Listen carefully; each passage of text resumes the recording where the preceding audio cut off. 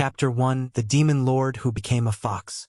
If someone had told me that defeating the Demon Lord would end with me hauling home a palm-sized menace who called me husband, I would have assumed they had taken a blow to the head, a particularly serious one. But life rarely grants me the luxury of reasonable outcomes. The final clash with Huai Ming should have been legendary. It should have been remembered as the day a righteous cultivator struck down a tyrant who had ruled the demon realm with wicked charm and impossible power. And to be fair, the battle started that way. Lightning split the sky. Mountains shook. My robes were torn. His hair was wild, and every clash of blade and claw threatened to level the valley. He grinned through it all. "Come now, Jiang Yan. I thought you liked me at least a little." "I do not." I said it the same way one might say the soup is cold. A fact. Not negotiable. "Oh? Then why stare at me like that?" I ignored him. It was the smartest decision I made that day. Our energies collided one last time. Light swallowed everything. I felt his core rupture, his presence scatter. He should have vanished. He should have become dust and memory. Instead, when the glare faded, something soft hit my boot. I looked down. A small white fox lay in the crater, no larger than my forearm. Its fur was pristine, fluffy, and annoyingly radiant. A single tail twitched. Silver eyes blinked open and fixed on me with far too much recognition. Then it spoke. "Husband, you came back for me," it said, voice thin but unmistakably smug. I froze. The fox promptly passed out. I carried him because leaving him there felt irresponsible. That is the only reason. Certainly not because he was small or warm or because the valley was cold and I had just fought for 2 hours straight. He fit inside my sleeve. That was also not my fault. By the time I reached the sect, the sun was rising. Elder Chiu was already sweeping the courtyard, eyes sharp enough to spot a loose leaf at 30 paces. If she saw a foxtail poking from my robes, she would ask questions. And if she asked questions, I would be forced to answer, which I disliked. So I kept my arm rigid at my side and walked as if nothing was wrong. The fox stirred once. I felt a paw press against my chest. Then a sleepy murmur. Husband carries me so gently. I nearly dropped him. I made it to my quarters without being confronted, though 2 junior disciples bowed so quickly they almost toppled over. I shut the door behind me and let out a breath. The fox peeked out of my sleeve. His tail flicked like he owned the place. I set him on the bed. "You are not staying." He rolled onto his back. "You say that, but your hands are very careful. I will find a way to unfox you and then send you away." He grinned. "Foxes are not supposed to grin. You can unfox me by kissing me." I stared at him. He kicked his tiny paws in amusement.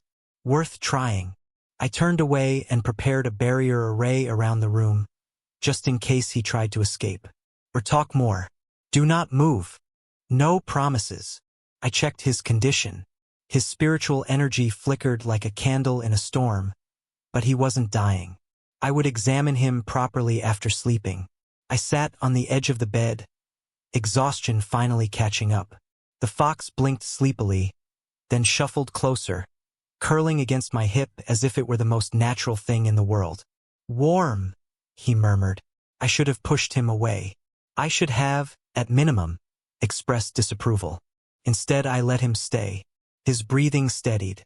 Mine did too. I woke to something soft brushing my mouth. My eyes flew open. The fox stood on my chest, paws braced, tail high, eyes shining with triumph. His tongue had just slid across my lips. I stared at him in mute horror. He seemed delighted. A kiss of fate. Perfect way to start the morning. "That was not a kiss," I said, wiping my mouth with my sleeve. "It was on the lips. It was licking. Same region." I sat up so quickly he tumbled forward, landing in my lap. He looked up at me, utterly unrepentant. "I should throw you off the bed. But you won't. You are gentle with small, adorable things," he said, far too confident, curling into a fluffy ball. "I am not. You carried me like a bride," he countered. My eye twitched. "I carried you because you were unconscious. Still a bridal carry." I picked him up by the scruff. His ears flattened in a little pout. I tried to glare, but it was difficult when he was so round and warm and staring at me like I was the unreasonable one. "Explain. Why are you a fox?" I demanded. He lifted a paw and tapped my chest. "Because I refused to leave you." "That is not an explanation." He sighed dramatically, tail swishing. "Fine." My core shattered. I reincarnated into the nearest viable vessel. Apparently that was a fox. A very cute one. I pinched the bridge of my nose. "You mean to tell me you used your final moment to bind yourself to the nearest life form like a reckless amateur?" "Actually, I used my final moment to reach you. I thought you'd be lonely without me." He said brightly. "I was not lonely." He smirked. "You are lonely right now." I set him back on the bed. "Stay here. Do not attract attention. Do not speak to anyone. Do not call anyone your husband. Just you then." "No." "Yes." He curled up smugly, clearly thinking he had one. After all, I had not thrown him outside or sealed his mouth shut. He misinterpreted restraint as affection. I stood and straightened my robes. "I will return with food." He blinked at me in surprise. "For me?" "For myself. But you are too small to be left alone with objects you might choke on," I said. His tail fluffed with glee. "Husband cares." "I do not." He winked at me. Foxes should not wink.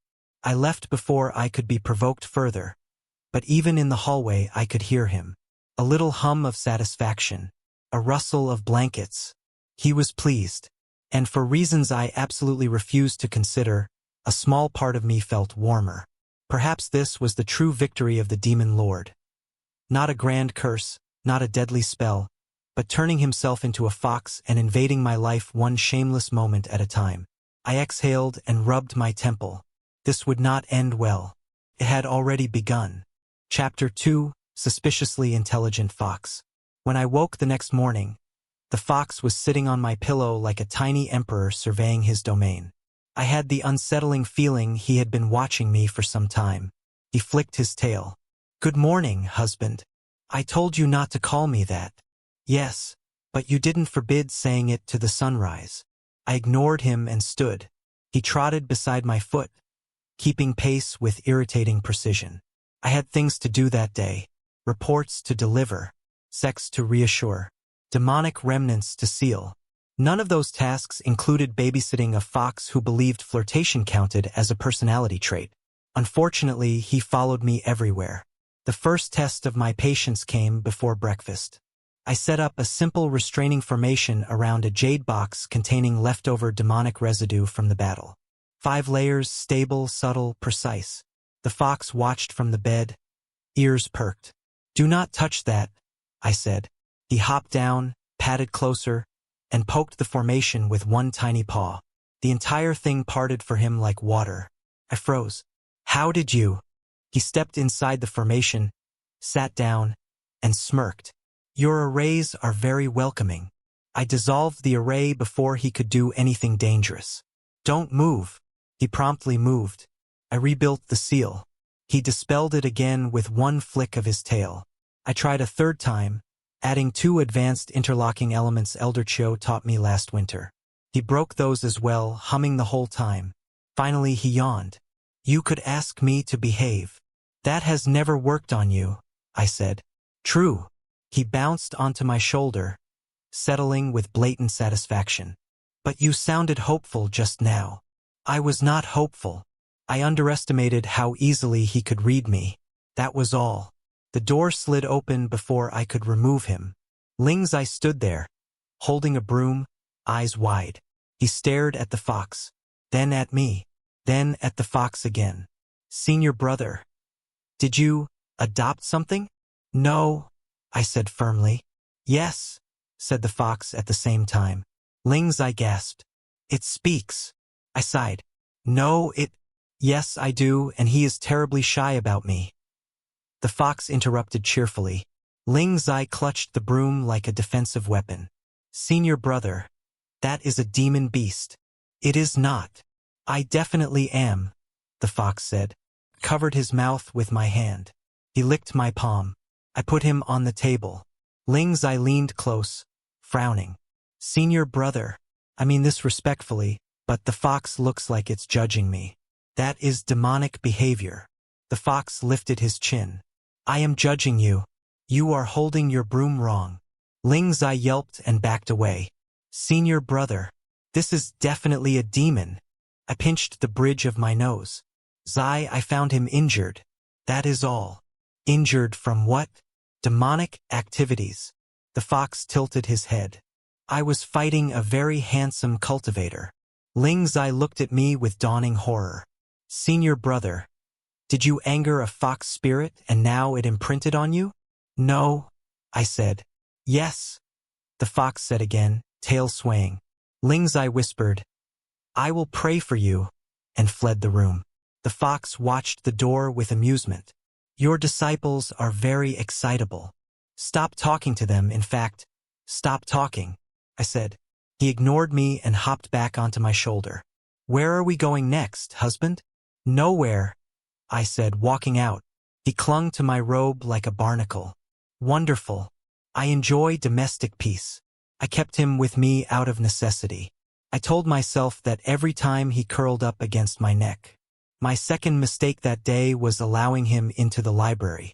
I needed to check the sect records for unusual phenomena involving rebirth. Mainly because the fox had looked me in the eye yesterday and said, I reincarnated for you.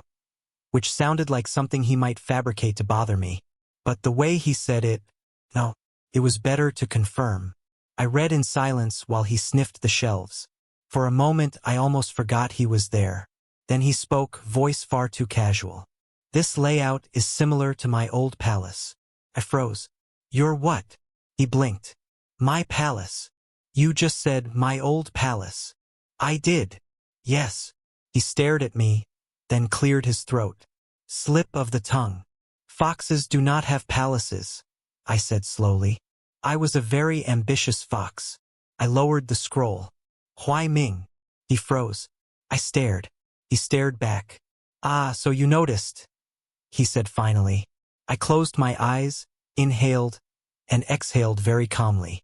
You said you reincarnated into the nearest vessel. Yes, but you were the demon lord. Former demon lord, he corrected politely. And now you are a fox.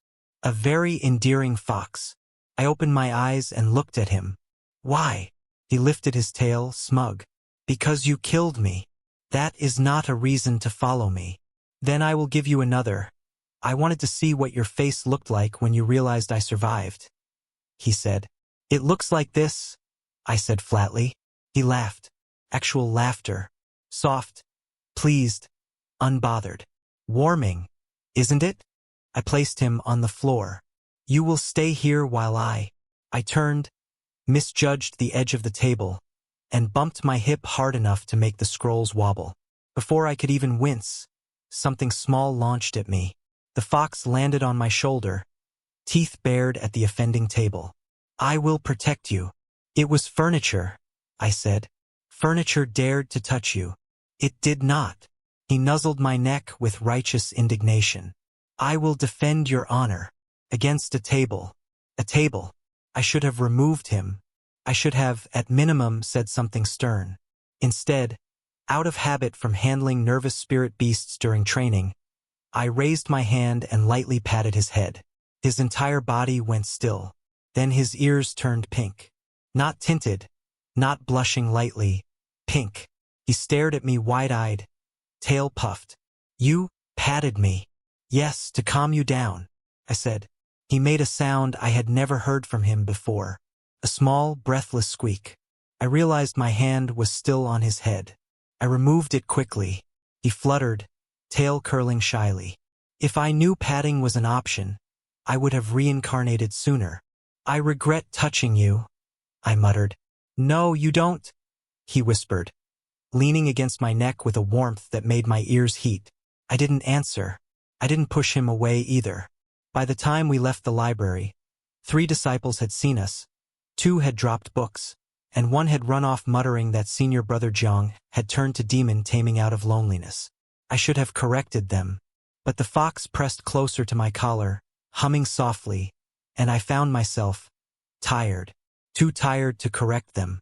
Too tired to pretend his warmth wasn't pleasant. Too tired to pretend the truth wasn't becoming clear. Huai Ming hadn't just reincarnated near me. He had chosen me, and I, with no memory of consent, had apparently chosen to let him stay. For now. Only for now. Definitely. Probably. Chapter 3: The Truth and the Contract Bite. If there is one thing I learned from living with a fox who used to be the demon lord, it is this: peace lasts exactly as long as his mouth stays shut.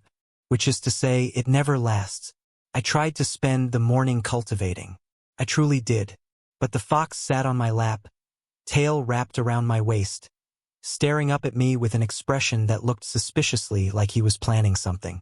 He always was. Jiang Yen, do you want to know why I reincarnated so quickly? He said, voice far too casual.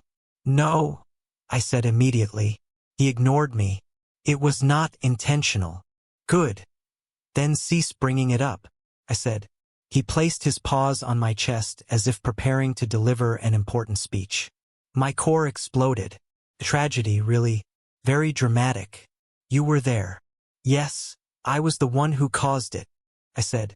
He smiled fondly at me. You looked beautiful in that moment. I inhaled through my nose. Get to the point. I reincarnated into the nearest living creature, he said simply. That creature happened to be a fox spirit nesting in a tree above the crater. A very pure little thing. Perfect vessel. Perfect fur. Perfect tail. You are describing yourself, I noted. He preened. Correct. I had long suspected his reincarnation was more reckless accident than noble plan. Hearing the truth did not reassure me. So you are telling me you did not choose this form? I did not choose the fox. But I chose you. His smile shifted, softening just slightly. I looked away. Unnecessary. Accurate, he said.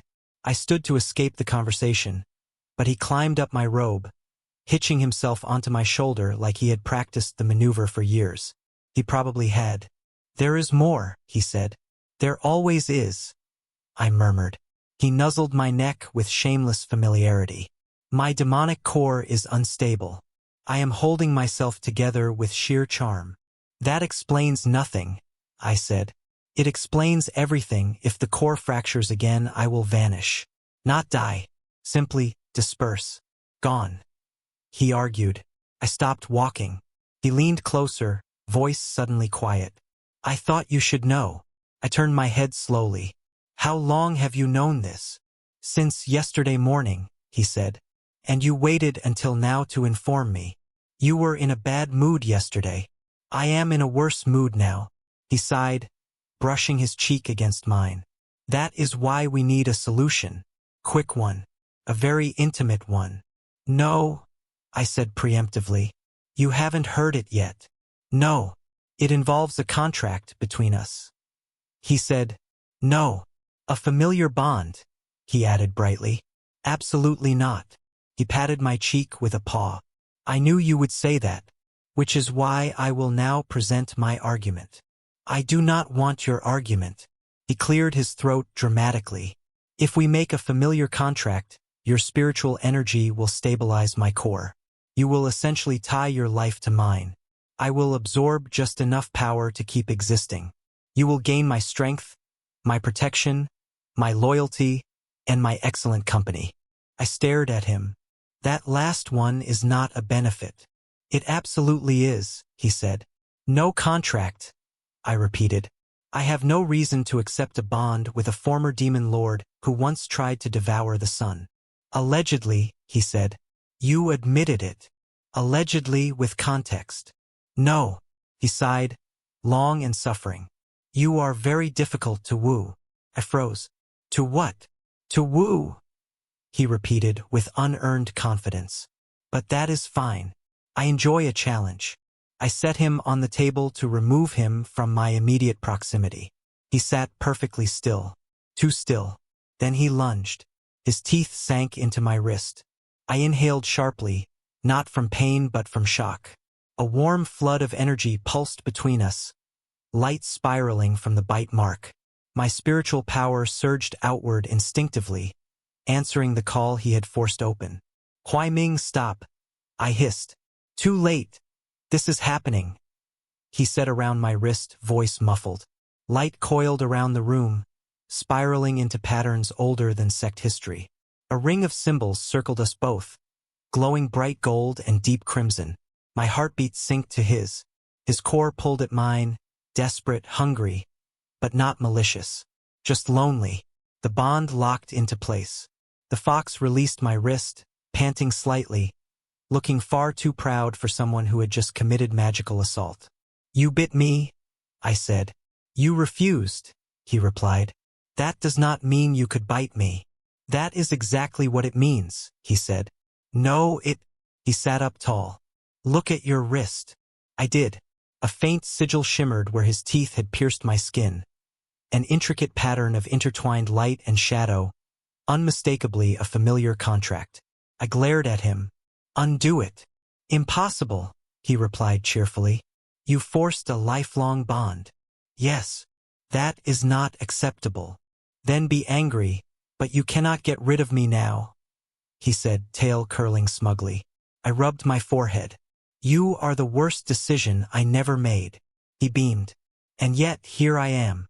The contract pulsed between us again, a warm sensation spreading from my wrist to my chest. His aura stabilized visibly.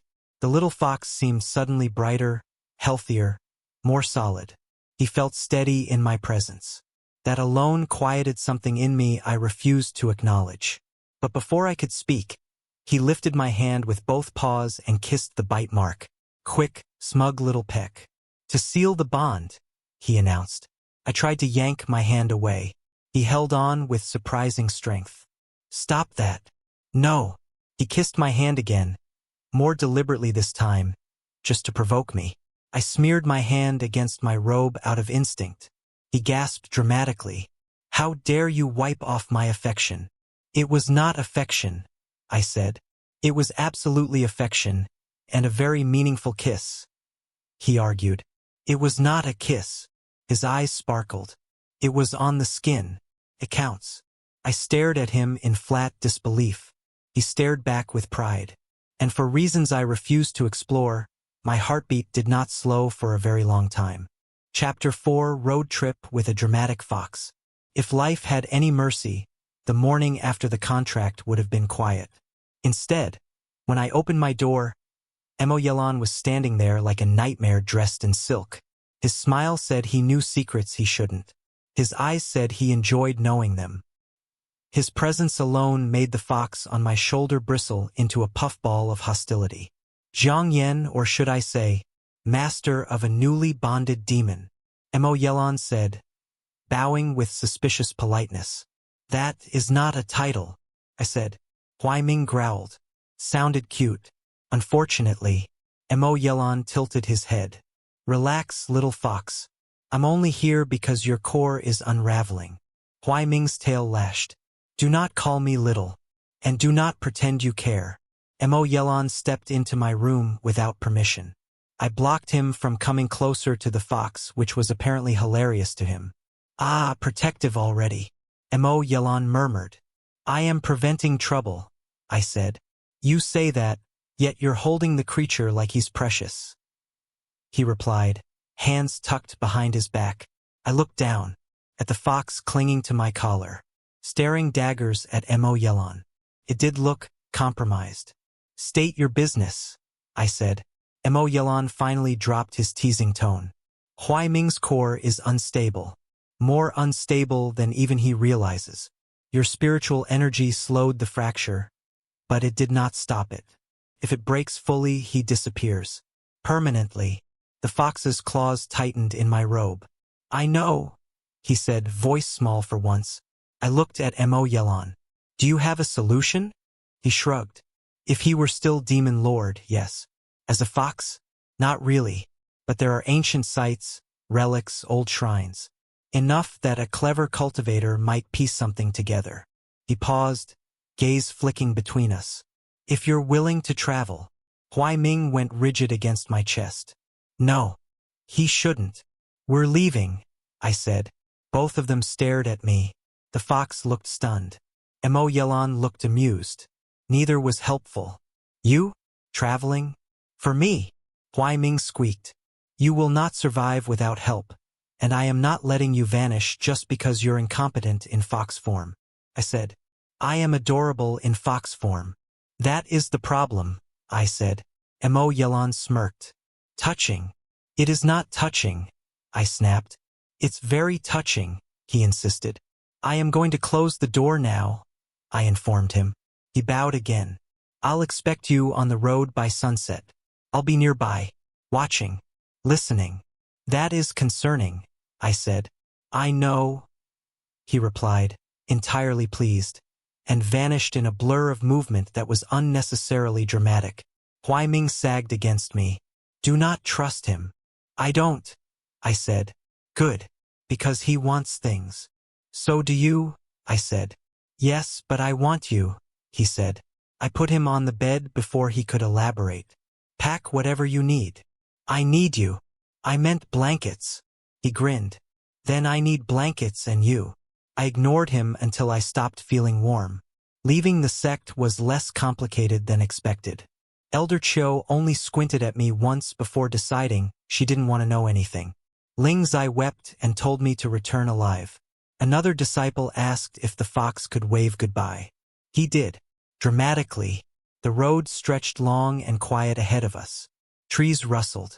Sunlight filtered down in gentle beams. Peaceful, which meant something annoying was about to happen. Huai Ming rode on my shoulder for the first mile, tail wrapped around my neck like a scarf with opinions. Then he climbed into my hands, then into my robes, then onto my head, then back to my shoulder. I let him. It was easier than arguing. Around noon he sighed deeply, as if the world had wronged him. Zhang Yan, I am weakening. I stopped walking. Is your core? No, I am simply hungry, he said. I stared down at him. You could have said that. But then you wouldn't worry, he said. I do not worry. He licked my chin. You worried. I wiped my chin. He laughed. We camped in a small clearing near a stream that night. I prepared tea. Huai Ming chased a firefly and insulted it for glowing too brightly. Mo Yelan appeared briefly to give me a list of places we needed to reach and then disappeared again in a swirl of dramatic sleeves. I made a mental note to dislike him more tomorrow. When the fire dimmed and the night grew cold, the fox crawled into my lap, curled into a fluffy ball, and stared up at me with blatant expectation. No, I said. He blinked slow, hopeful, manipulative blinks. No. He wriggled closer and pressed his paw to my chest. Fine. He climbed up and settled directly on my sternum, tail draped across my neck, head tucked under my chin. Warm, soft, ridiculous. I am only letting you stay because you lose heat easily, I said. Tell yourself that. He murmured into my collarbone. I should have removed him. Instead, I placed a hand over his back to steady him while he slept. His breathing softened. His tiny heartbeat pulsed against mine through the bond. A faint glow spread through him, the contract drawing warmth and energy. He relaxed completely, fur fluffing around my hand. I let him stay like that, far longer than I should have. The second night was worse. After finishing dinner, Huai Ming climbed onto my knee and stared up with alarming seriousness. Zhang Yan, I require something, he said. No, I said automatically. It is not a kiss. Then what? Head pats. I stared at him. He stared back with grave dignity. You are a 1,000-year-old demon, I said. Former demon, current fox. He corrected. You do not need head pats. Yes, I do for morale, he said. No. He lay down dramatically, tail limp, eyes sorrowful. Then I will surely fade. You will not fade from lack of petting. Are you certain? He whispered. Yes. Yes, I was. Unfortunately, the contract pulsed faintly, picking up his emotional state. He felt small, tender, waiting. I exhaled and placed my hand on his head. He froze, then melted, actually melted, like his bones dissolved and he turned into warm fur and soft noise. His ears pinked, his tail curled around my wrist. He made a sound so quietly pleased it was embarrassing for both of us. There, satisfied? I said. No more, he whispered. I patted him again and again. Slow, steady strokes through soft fur, each one making him relax further. He curled into my palm, eyes half-lidded. If you keep this up, I might fall in love, he murmured. You already. I stopped myself. He peeked up at me, smile small but real. Already what? Nothing, I said quickly, pulling my hand away. He followed my fingers, nudging them back to his head. Already what, Jiang Yan? Sleep, I said firmly. He smirked, but he obeyed. He curled on my chest again that night, pressed close like he belonged there. And when he breathed softly against my collar, tail looped around my waist again, I let myself rest too. For the first time in many nights, the road felt less lonely. Not because of him, because travel is distracting. That's all. Definitely. Probably. Chapter 5, Tales, Trouble, and Jealousy. I should have known something was wrong the moment the birds stopped singing. Silence in a forest is either peaceful or ominous. This was the second kind. Huai Ming, perched on my shoulder, lifted his head and sniffed the air. Something foul approaches, he announced. I nodded. Corrupted beast? He flicked an ear. Large. Ugly. No sense of dignity. So a corrupted beast, I repeated. He huffed. You are very unsentimental. We followed the stench of demonic rot into a small village where people hid behind shuttered windows. The ground trembled. The beast crashed through a barn, growling deep enough to shake dust from the rooftops. It looked like a twisted boar, horned, frothing, half-shadow. I raised my sword. Huai Ming leapt from my shoulder. Wait! Too late. He flew straight at the beast, tiny and glowing wildly.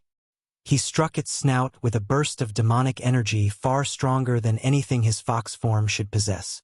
The creature reeled back. You reckless little... He ignored me completely, twirling in midair like this was a performance. Behold, the magnificent Huai Ming has returned. The villagers gasped. Some pointed. One child squealed. Look, the hero brought his troublemaker. Another said, he's so cute. A third added, that must be senior brother Jiang Yan's fox. I tried not to react. Huai Ming's tail fluffed in offense. I am not his fox. He is my cultivator. The beast lunged at him. He yelped and bolted behind me. Help, he said. You jumped at it first. Help, he repeated, climbing onto my head. I sighed, drew my blade, and ended the corrupted boar with one decisive strike. It dissolved into smoke. Huai Ming looked proud. We did it. You hid behind me, I said. What matters is teamwork, he replied.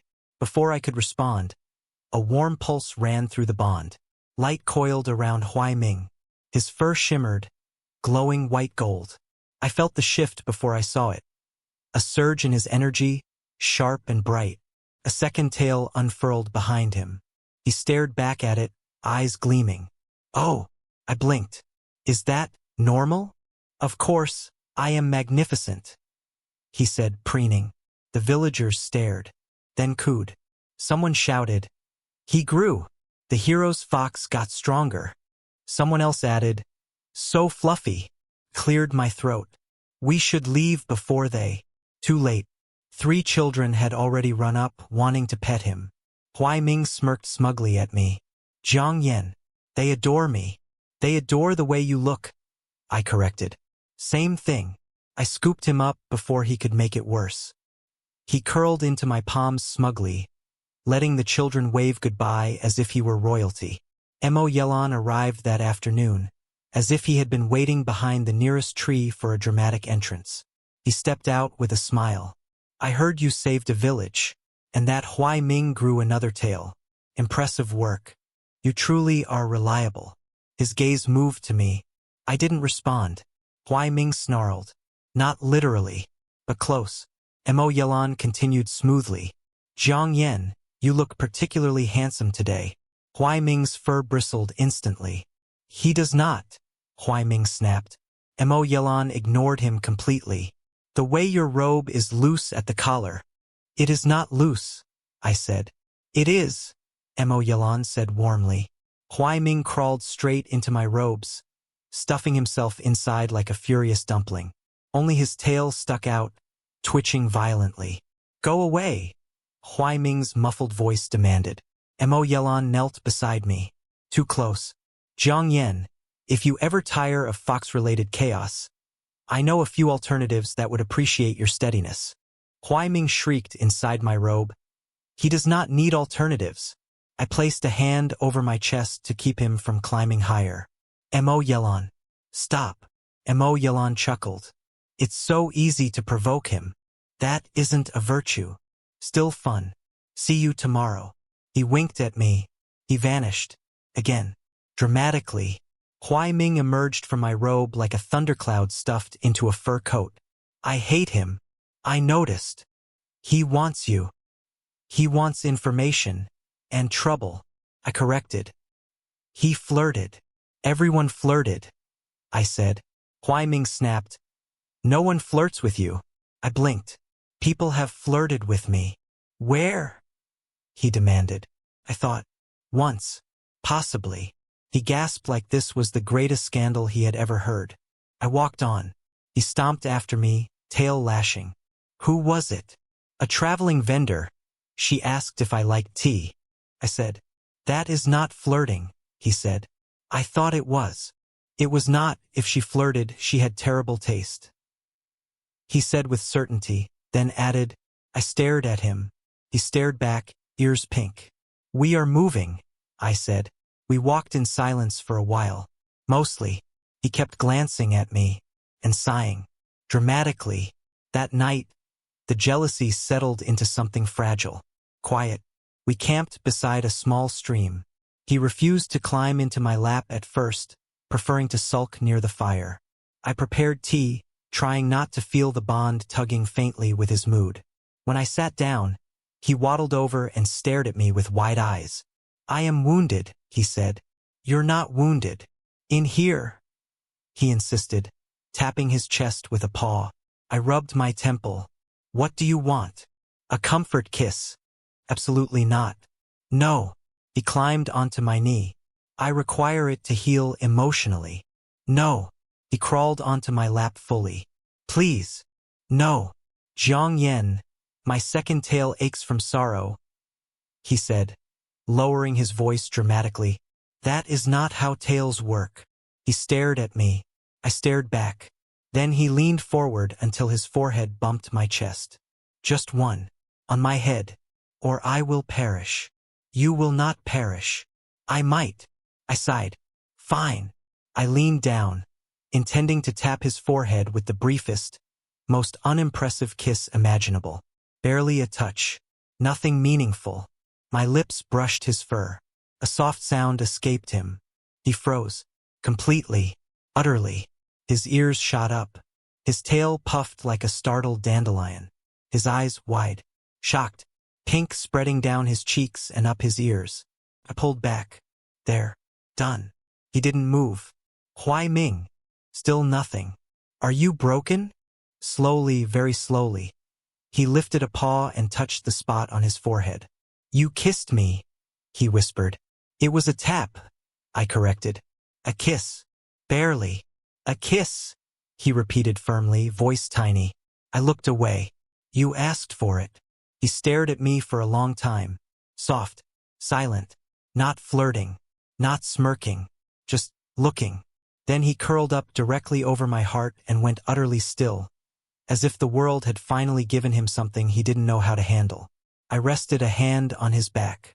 He didn't speak again that night, and for once, I didn't mind the quiet. Chapter 6, First Human Form.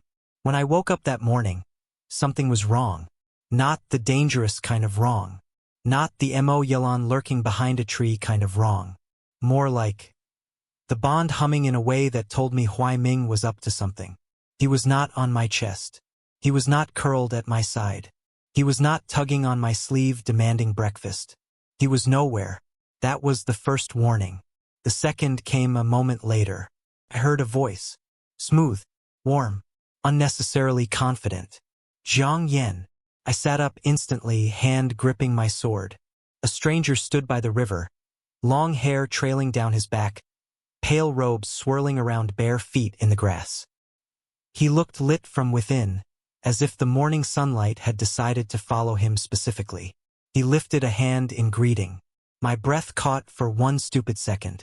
Then I realized. Huai Ming. He smiled, slow and satisfied. You recognize me. Good. I was worried you'd think I was some wandering beauty and fall for me on accident. I stared at him. Hard. He looked nothing like his fox form. Nothing like the demon lord I had fought. He looked peaceful, human, soft-eyed and very pleased with himself. And taller than I expected. He stepped closer. Well, say something. You look ridiculous, I said. He gasped. Ridiculously handsome. Yes, I know. That is not what I meant. He twirled a strand of hair between his fingers. You can stare longer if you wish. I am not staring. You have been staring since you opened your eyes. I turned away. You're imagining things. He moved until he stood beside me, just close enough for his sleeve to brush mine. Do I look that surprising?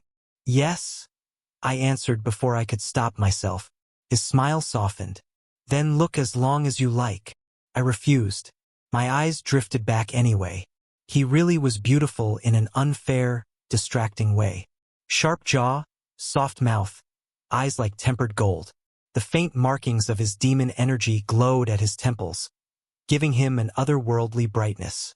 And he was still smug about being taller. I could feel it radiating off him like heat. He leaned down slightly. Do you want to measure our height difference? No.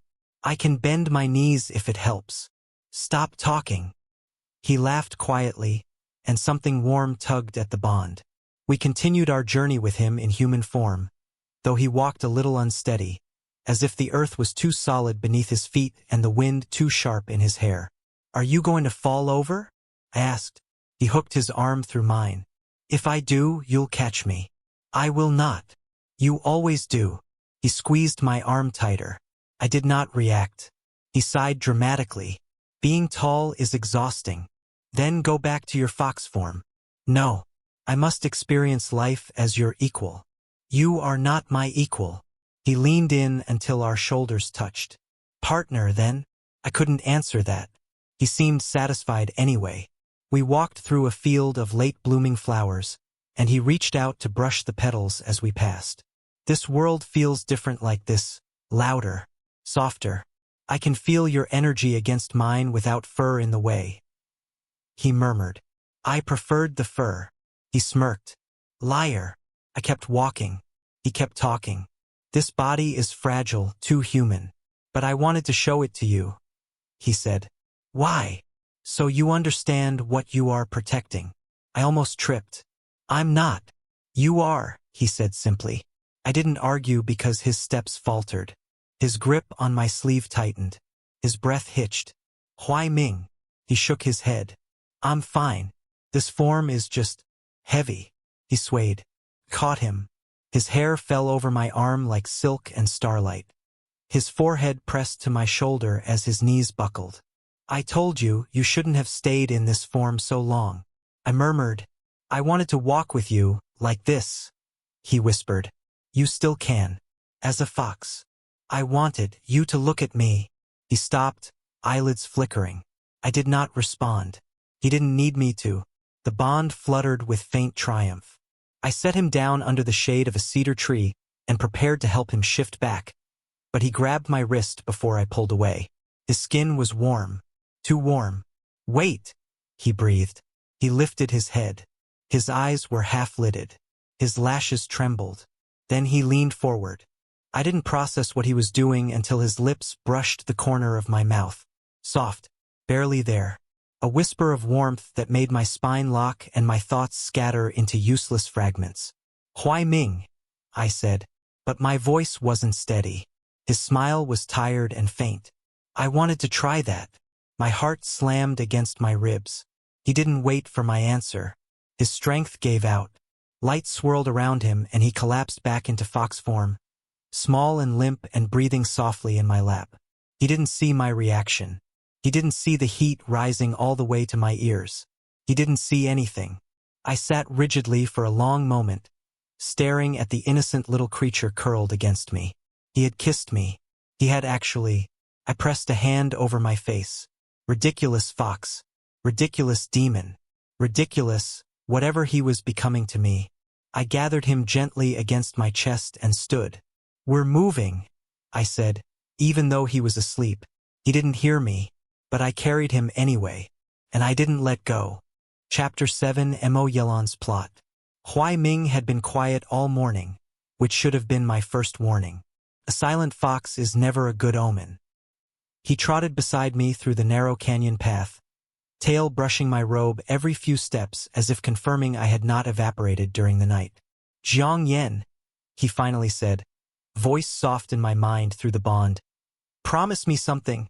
"No, you didn't let me say it yet. I already know it's something unreasonable." He made a faint, offended squeak. "You always assume the worst of me. I have evidence." He opened his mouth to argue, but a gust of cold air swept down from the canyon wall, cutting him off. A shadow landed ahead of us, elegant as a falling leaf. Mo Yelan. His robes fluttered around him like smoke, his hair tied loosely as if he expected the wind to admire him. He smiled the way one does when planning something irritating. "Finally caught up to you," he said. Huai Ming's fur bristled instantly. "Go away." Mo Yelan ignored him. "Jiang Yen, I'm glad you're unharmed.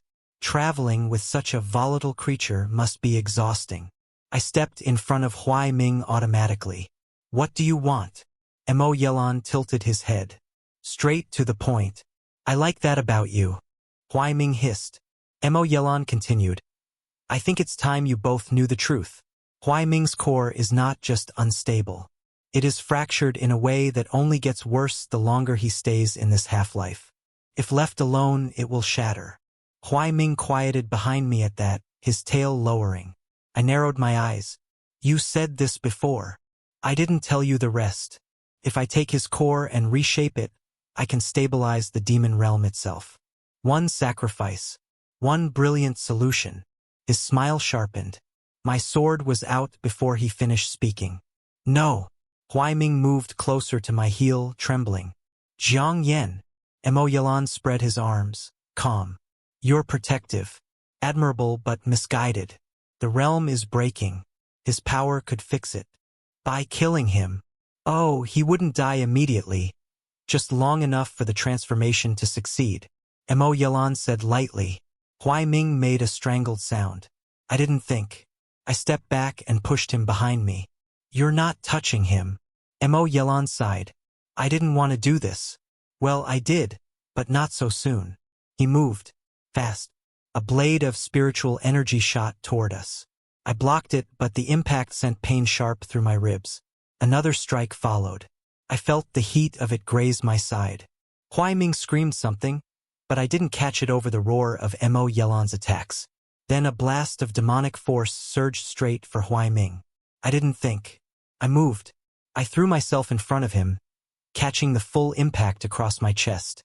It burned deep, searing through muscle and breath. My knees buckled. I tasted blood. Huai Ming's voice cracked open. "Jiang Yen." I forced myself upright. "Stay back." Mo Yelan clicked his tongue. "You're troublesome." I tightened my grip on my sword. My vision blurred at the edges. Then the ground shook. A pulse ripped through the canyon, thick with demonic power. My bond with Huai Ming flared so violently I nearly dropped my blade. I turned. The little fox was gone. In his place stood Huai Ming in full human form. Two bright tails fanned out behind him, glowing like comet trails. His hair whipped around him, his eyes burning gold, his breath wild with panic and fury. "Don't touch him," he growled.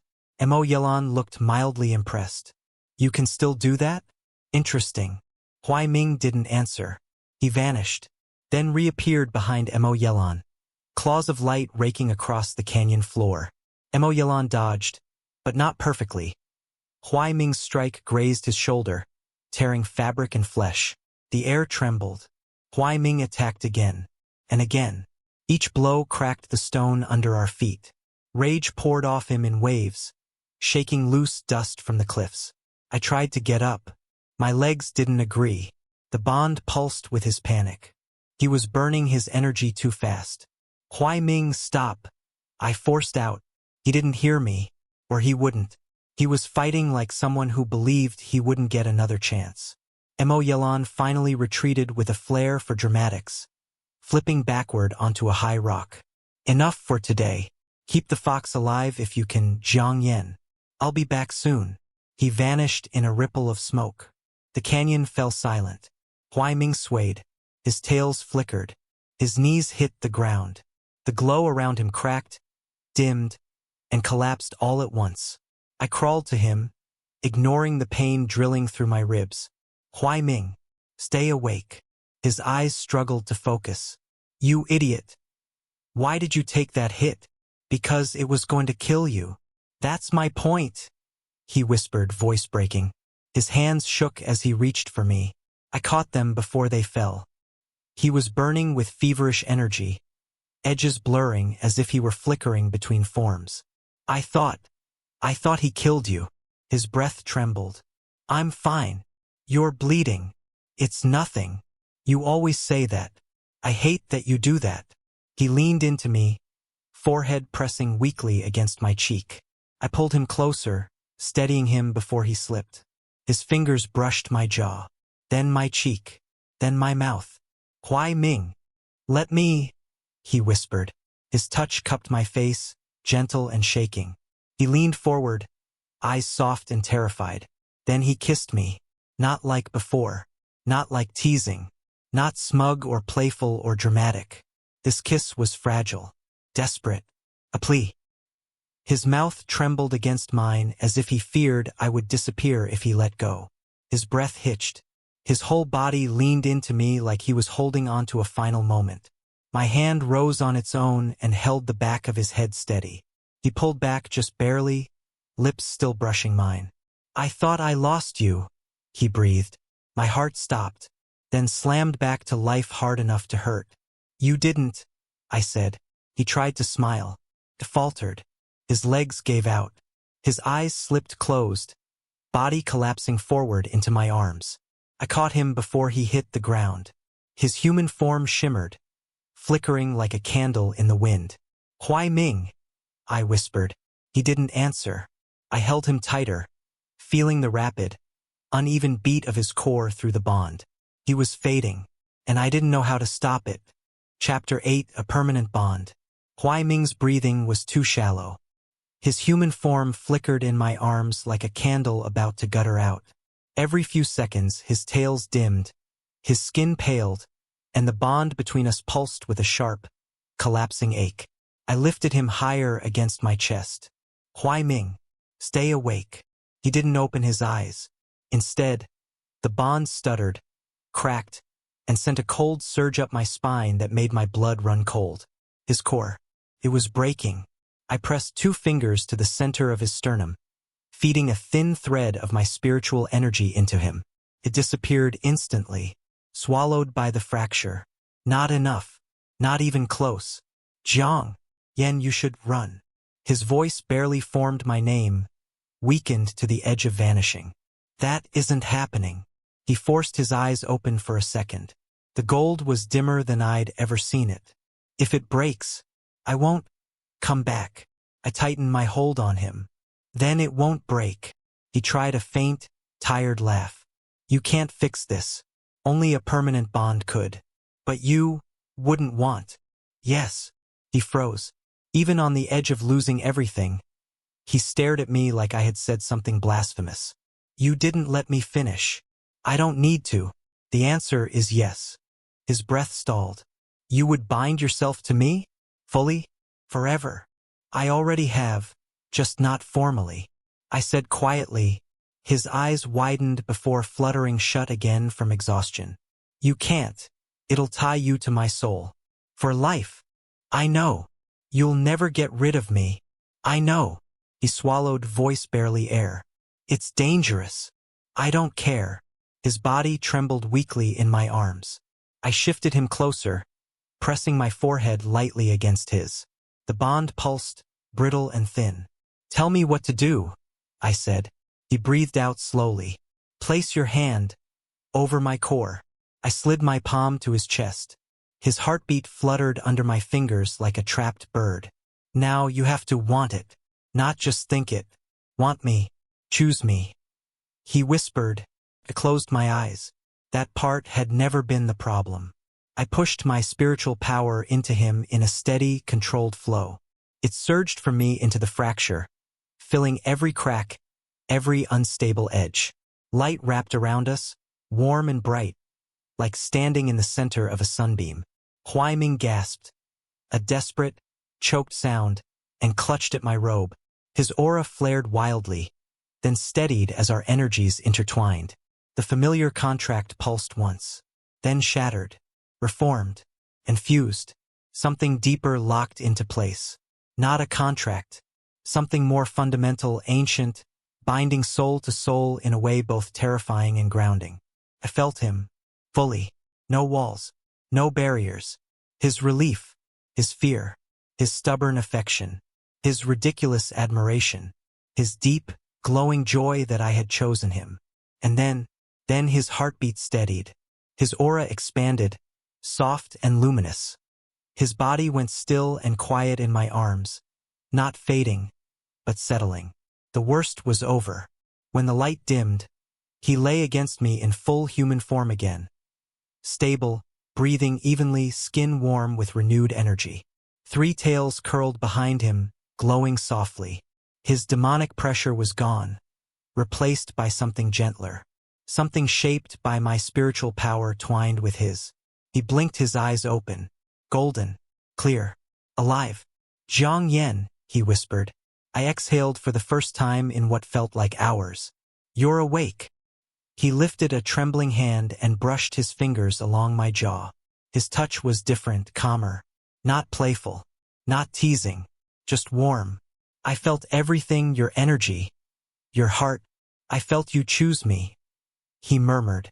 You almost died, I said. You saved me. You gave me another life. His voice broke softly. He leaned closer, slow, careful, like approaching a sacred thing he didn't want to startle. His forehead rested lightly against mine.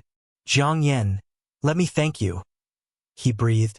Before I could respond, he tilted his head and kissed me. Not like before. No fast teasing. No smug angle. No dramatic flourish.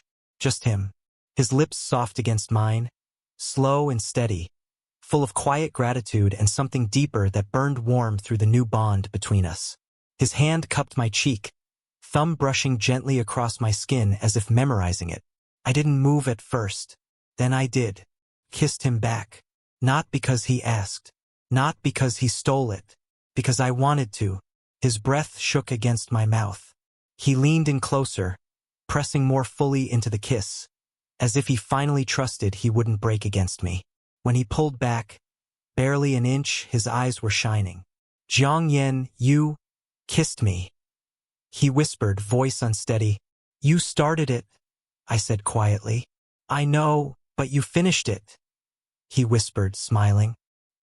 He rested his forehead against mine again and let out a long, trembling sigh. Don't ever do anything reckless again, I murmured. Then don't get hurt again, he answered. I didn't promise. He didn't ask. He simply curled into my arms, 3 glowing tails wrapping around my waist like it was already the most natural thing in the world. And our souls, our bond, beat steady together. Chapter 9. A new life, a new love. Returning to the sect with a 3-tailed fox spirit glued to my side was not the grand heroic entrance I once imagined. The disciples stared the moment we stepped through the main gate, whispering, pointing. One junior elbowed another so loudly I could hear it from 20 paces away. Look! Look! Senior brother Jiang brought back the demon fox again. Is that 3 tails now? I told you he'd adopt it. It adopted him. That too. Huai Ming, in fox form, puffed his chest out proudly and wrapped his tails around my leg like a clingy vine. If foxes could smirk smugly at an entire courtyard, he was doing it. I attempted to walk normally. I failed. It is difficult to appear dignified when a glowing creature is weaving triumphant circles around your ankles. Inside the main hall, Elder Chiu did not even pretend to be surprised anymore. He simply looked at Huai Ming, looked at me, sighed deeply, and pressed a hand to his forehead. "He lives here now, doesn't he?" Elder Chiu said flatly. Huai Ming, still fox-shaped, nodded. Cleared my throat. "He will not cause trouble. That is the most suspicious reassurance I have heard from you in 10 years. Elder Chiu said darkly. Huai Ming made an offended chirp and placed his front paws on the elder's knee, blinking wide golden eyes. Elder Chiu froze in horror, then reluctantly scratched behind one ear. Fatal mistake. Huai Ming melted into a puddle of blissful fluff and began purring. Elder Chiu closed his eyes. "He lives here now, and there is nothing any of us can do," he repeated. I didn't argue, because he was correct. By the afternoon, it was clear news had spread. Ling Zai nearly tackled me outside the training grounds, waving a scroll like a madman. "Senior brother Jiang, you don't understand. You don't understand at all." "I usually don't," I replied. He shoved the scroll into my hands. It was the sect betting pool ledger. A line of neat characters read, "When will Jiang Yen finally break and fall in love?" I stared at him. "This exists. For 3 years," he wailed. "And I won. I finally won." Huai Ming, human-shaped now and leaning over my shoulder, read the tally and beamed. "Ah, so many people expected you to resist me much longer. How adorable." "That is not what this means," I said. He draped himself over my back anyway, chin on my shoulder. "Jiang Yen, the sect has known longer than you have." I pointed. "Look at him. Look at the way he's holding on to you like a koala. Senior brother Jiang. Just admit." "No," I said. Huai Ming laughed softly. "He'll admit it later. In private." I elbowed him lightly. Unfortunately, he enjoyed that. Every day after returning to the sect came with a new adjustment. Huai Ming switching between human and fox forms without warning was one. Leaping directly into my arms mid-transformation was another. The most notable, however, was waking up each morning to a glowing tail wrapped firmly around my waist. The first time I tried to untangle it, he growled in his sleep. The second time I tried to scoot away carefully. He yanked me back with supernatural strength.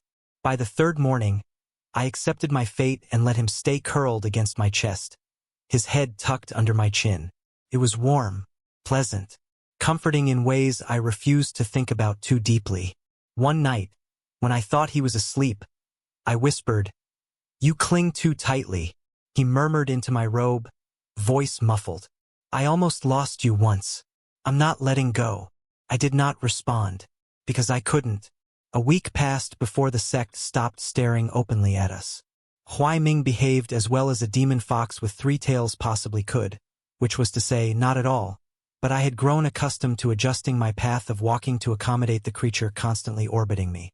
Tonight, though, he was unusually still. We sat outside beneath the lanterns, the night wind warm and quiet. Huai Ming leaned lightly against my side in human form, legs drawn up, letting his tails rest across my lap like soft banners. He watched the night sky with a thoughtful expression, rare for him and therefore immediately concerning. "You're quiet," I said. "I'm thinking.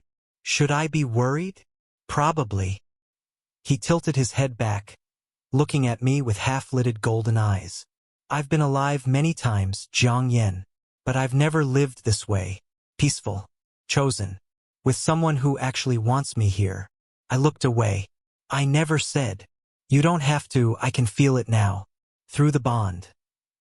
He whispered, scooting closer, his shoulder brushing mine. I flinched internally. I was still unused to the fact he could feel my emotions like warm threads tying through our souls. He rested his head against my shoulder, voice turning softer. "I want to stay like this. Then stay." He went still. Even the breeze seemed to pause. Slowly, unbelievably, Huai Ming's breath hitched. He lifted his face, eyes wide, searching mine. "Say it again," he whispered. I reached up without fully thinking and brushed a stray lock of hair away from his cheek. My fingers lingered longer than they should have. "Stay with me," I repeated, quietly, firmly. He inhaled sharply. Then, like a slow sunrise, his smile bloomed. Jiang Yen. He didn't attack me with a dramatic kiss this time. He didn't pounce, didn't tease, didn't demand. He leaned in gently, deliberately, giving me every chance to turn away. I didn't. Our lips met softly, slow like a sigh. His hand came up to cradle the back of my neck, guiding me closer, deepening the kiss. I felt him smile faintly against my mouth, warm, reverent, heartbreakingly tender. When he pulled back just enough to breathe, his forehead rested against mine. "For every life you give me, I will choose you again," he murmured, voice shaking with quiet emotion. His tails wrapped around my waist. His fingers tightened on my robe. His breathing matched mine in the soft dark. I closed my eyes, letting my hands slide to the nape of his neck, pulling him a fraction closer. "Then keep choosing," I whispered. And he did. He kissed me again.